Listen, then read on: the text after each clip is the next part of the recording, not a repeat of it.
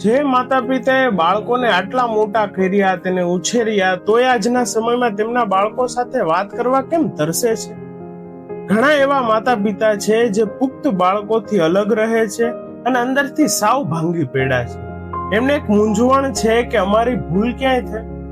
લોકો એવું માનતા હશે કે માતા પિતા જિદ્દી હશે, એમણે જ કઈ ભૂલ કરી હશે, કે ખોટું કર્યું હશે.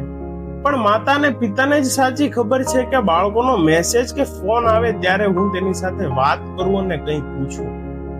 આ સંબંધ સુધારવા કોઈ જાદુની જરૂર નથી, પણ માત્ર અહંકાર છોડીને એકબીજાના દોષ આપ્યા વગર કહેવાથી થઈ જાય કે હું તને સાંભળવા અને સમજવા તૈયાર છું.